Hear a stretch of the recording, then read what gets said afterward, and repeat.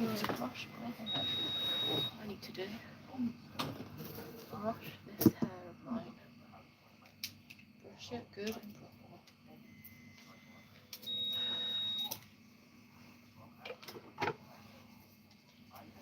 Difficult that might be. Moving it out. Give it a thorough brush.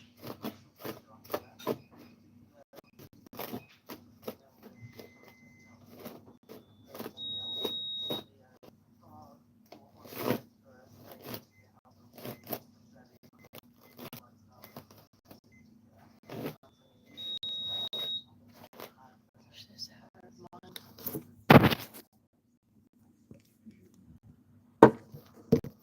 Brush, brush, brush.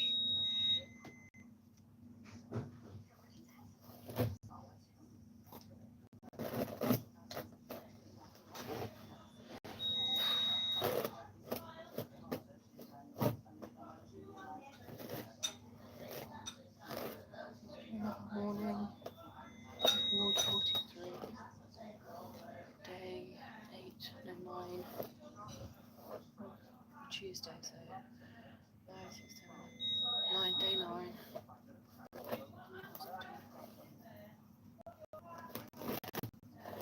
Have the multi-parametric MRI, pelvic multi-parametric MRI.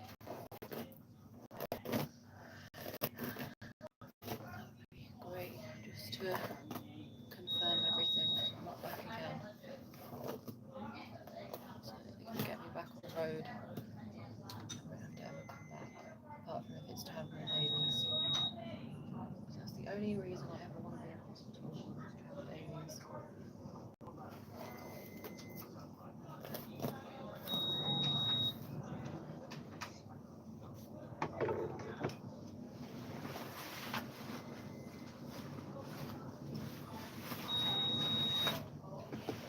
Walking.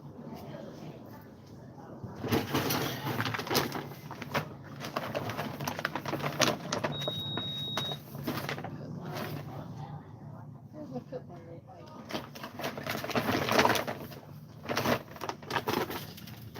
Oh, there it is. There it is.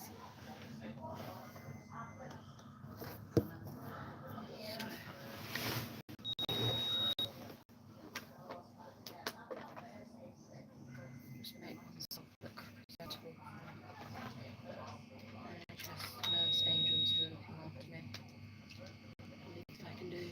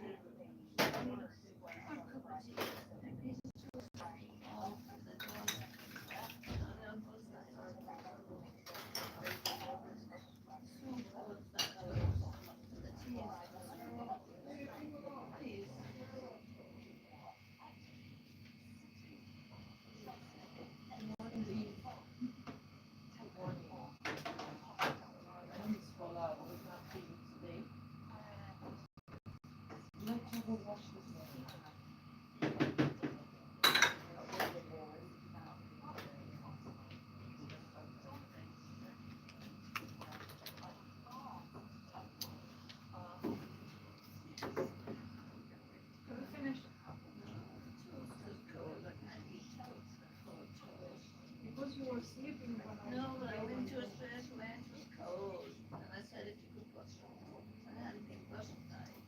I can't brush it with this hand. This hand is hard. I use on my money when I use that. My teeth are cold as well.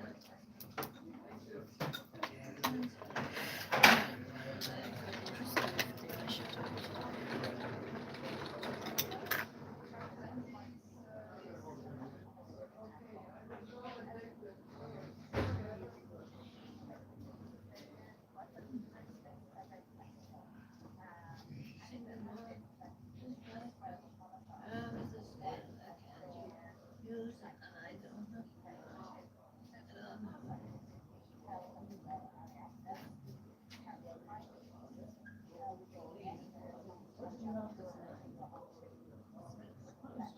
mom, this back, this is stand I can't use it, and I don't know.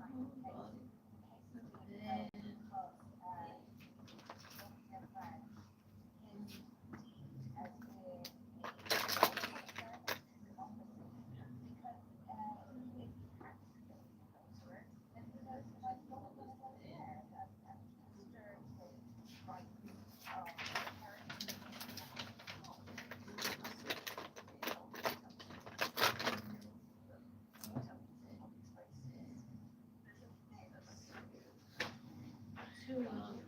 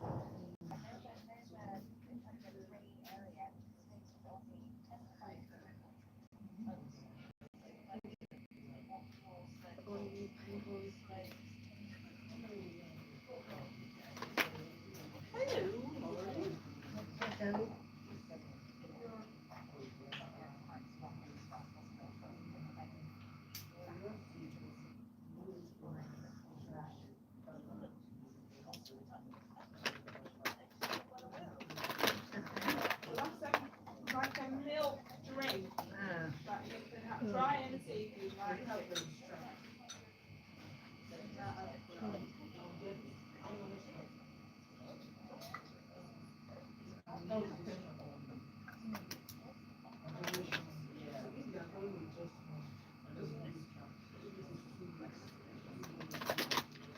it nice? Yeah, it's not bad at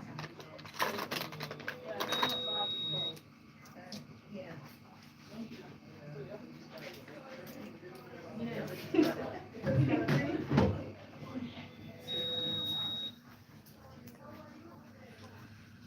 I feel much better. Brush my hair.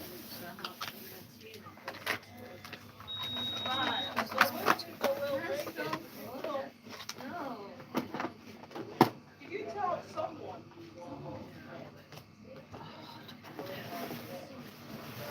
okay, you're welcome.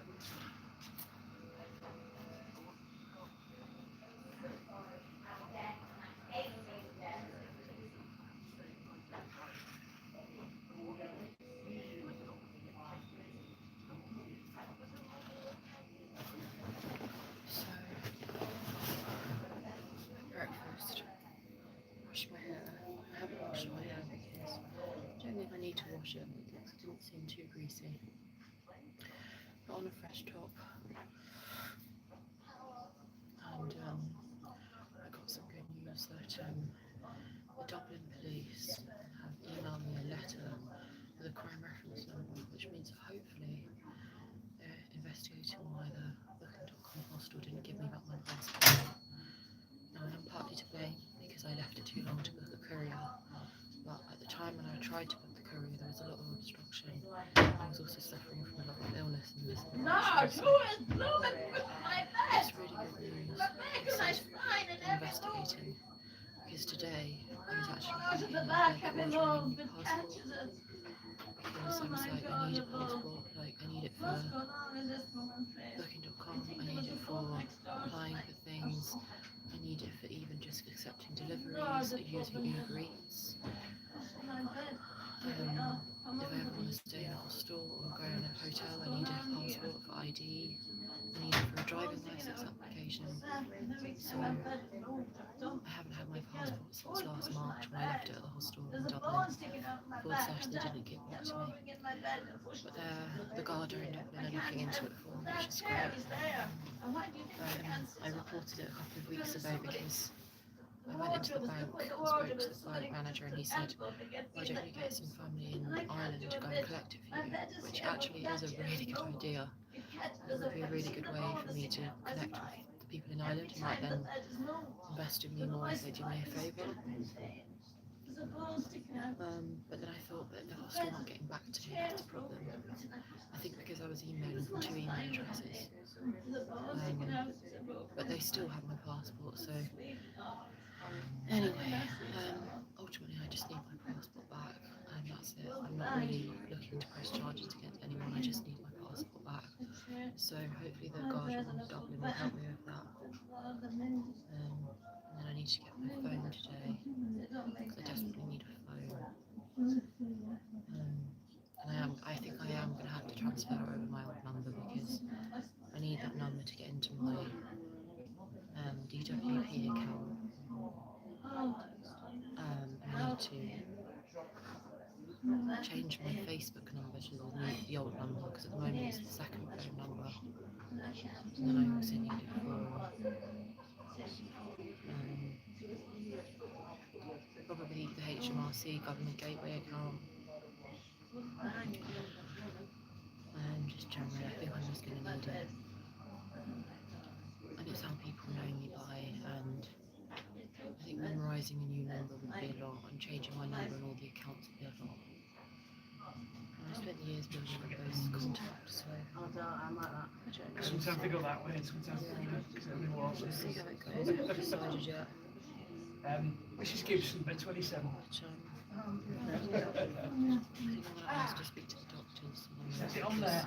It would be useful to speak to them about MRI and what's happening with that. And they said that if I asked to speak to them in the morning, I'm more likely to be able to speak to someone. So I need to do that. Hello. Hi. Morning. How are you? How are you? I'm okay. I'm okay. Doing the wardrobe today. How are you? I'm okay. I'm not sleeping very well. So I'm not getting to sleep every single night since I've been here until about 3 o'clock in the morning, 3:30. So I'm only averaging 4 or 5 hours sleep a night if I'm lucky. And I think one of the main reasons for that is that I'm having to get up a lot to empty my bladder because I was diagnosed by Dr. Maloney with a bladder and urothelium infection, and I've got enterococcus, proteinuria, and high epithelial cells. So I think I've got a bladder infection, and it's just meaning I have to get up a lot. And then the doctor's name up there, Dr. Paul, he diagnosed me with cystitis cystica.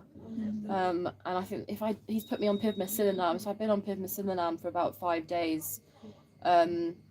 So I think that it's causing me to have to get up a lot, and that's just making it really, really impossible. And I'm noticing that when I'm given, I think it's like the 3rd dose of pain relief, like every single morning since I've been in this ward, whenever I go at about 3 o'clock and I ask for the 3rd dose of pain relief, I come back and then I'll fall asleep. And to be honest, I think the only explanation I have for that is I think the inflammation at night is so bad that the only reason I'm falling asleep is A, because I've not been drinking and I've been emptying my bladder, but also B, because the build-up of the pain relief is what um, the anti-inflammatories is lowering the inflammation enough to allow me to go to sleep. What kind of painkillers are you on now? Codeine, paracetamol, and ibuprofen. Mm-hmm. I'm wondering if I need something stronger at night. Yeah, usually ibuprofen is actually quite good. Let's see what Yeah. kind of dose you have. So yeah, and also combining these different types of painkillers usually have higher effect. Yeah, exactly. Effect. Yeah. 400 milligram. I think we can actually increase Yeah. the ibuprofen dosage to 600 milligrams. That would be great, thank And you. then paracetamol 1 gram, and then on top Yeah. of it codeine if needed. Yeah, And then thank you. still try to drink plenty of water. Yeah. We can check also whether you empty your bladder fully with post-voidal residual. Yeah, I'm doing the double voiding every time. I'm doing double voiding. I was told to do that, and it is helping because I'm not. When I did the ultrasound in January, I had a post-residual amount of 16 milliliters, and although it's not like it wasn't seen as like hugely clinically significant, but it's just basically a sign that I'm going and I'm not fully emptying my bladder on the first attempt, because I've also got the symptoms of hesitancy and reduced intermittent stream. So hesitancy and reduced intermittent stream, they're the main symptoms. Like not being able to open my bladder, and also when I do, it's stopping and starting a lot and not fully emptying, and I think it's empty, then it feels full again, and it's like, so yeah, they're classic symptoms of like, you know, of I guess something like cystitis cystica, which is long-term UTI that's led to cystic inflammation in the bladder lining. Yeah. Well, we will like investigate you properly and have the MRI scan as well. Okay. And then there are some actually good options to treat this kind of infections or chronic symptoms, even with instillations or if medication is not enough. Yeah, that's great. I also just wanted to ask about the MRI, if you know when I might be having it, or if it's the referral. It's quite difficult to get it like as inpatient, but we are contacting the radiology unit today. But if it is not possible today, maybe then it would be better option that you could go home and wait it and come in again to have it done later from home. What are your thoughts? Well, I just think that with these symptoms I'll really struggle at home, to be honest. I've been in situations where I've been having to wear adult nappies overnight, and I just don't honestly, if I'm not getting to sleep till 3 a.m. in a hospital like this with support around me at home when I live on my own, I've got a damp problem at home which is making the UTI worse because of all the damp. It lowers your immune system. And I just wanted to ask mostly about the blood test that I did yesterday, with if any abnormalities had come back with the blood tests. I think fine, or even. Well, was there anything that came back as red? Absolutely normal. HP is 140. Your kidney function is absolutely fine. Your electrolytes are very good. Your infection markers are not raised at all. And the ALT levels? The ALT?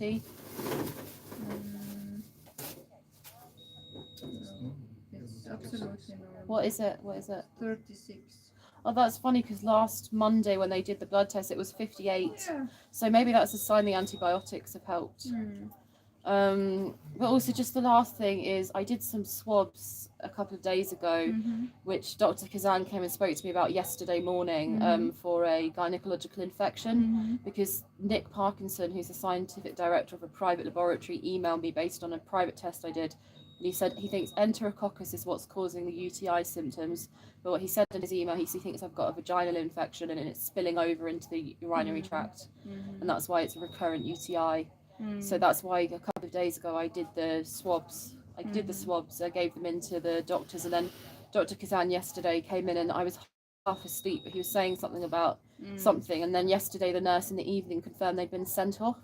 So do you know if they have been sent off and if they are being tested for Gardnerella? So this other team, a gynecologist and JAM team, they will take care of that, and they will discuss treatment with you about this, what was growing there. But we are dealing only with the bladder and what is growing in your bladder. Yeah.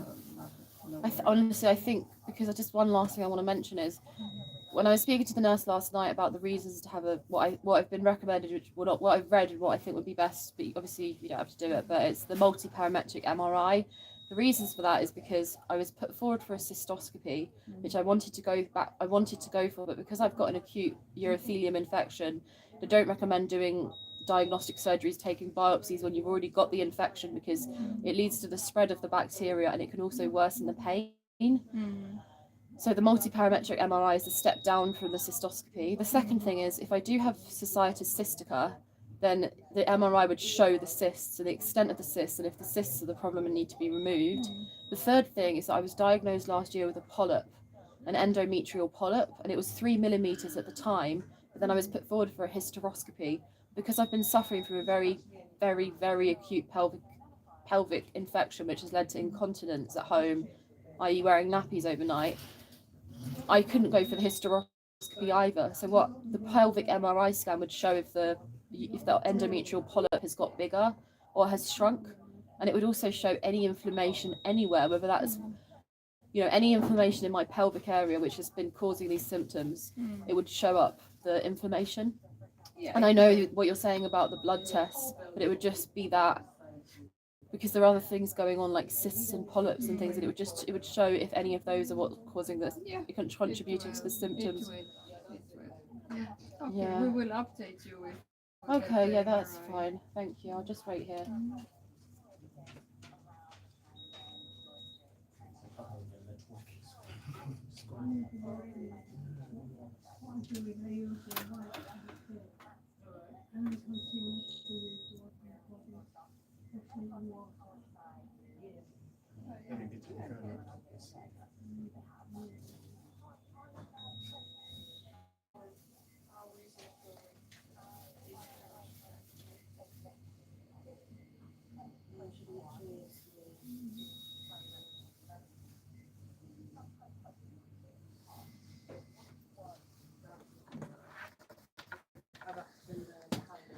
So what they're saying is that they are going to chase up the MRI today. So hopefully I can get that MRI done. They're saying that it's quite difficult to get it as an inpatient, but they've been liaising with the urogynecology team, and I was just explaining the reasons why I think multi-parametric MRI would be a good idea, because the long-standing nature of my symptoms, the fact that I've been diagnosed with cysts and polyps and inflammation and infections, and I just think it would give that extra bit of information about what the problem is. So I'm just waiting to hear from them today, and then hopefully also the results from the swab will come back, and We're trying to get your MRI scan of your hip. so I'm just going to relax until then. How is your eating? Hopefully feel better soon, and Do you have any pain? I know this is a 6-week course at Bidmasladab, so it might take a while for it to kick in. And it was a new consultant just now. You're a bit dry. Do you think you can drink 3 jars of water today? Just hold tight and wait to hear about radiology, about the MRI. Because I do kind of want some reassurance that this endometrial polyp is either shrinking or whether it's got bigger or it's just stayed the same. because I couldn't go for the hysteroscopy or the colposcopy. Sorry, the hysteroscopy or the colonoscopy or the cystoscopy because of the fact that I've had such bad acute symptoms of pelvic infection, and it would have probably just made it worse. But if I do keep having symptoms, if I do keep having concerns, I will go for those diagnostic surgeries. I did do the flexible sigmoidoscopy. They removed a polyp, which was really useful because a lot of people get colorectal cancer and they don't have polyps removed. So that's good. I might try and call my dad today. In fact, I might try and call him now just to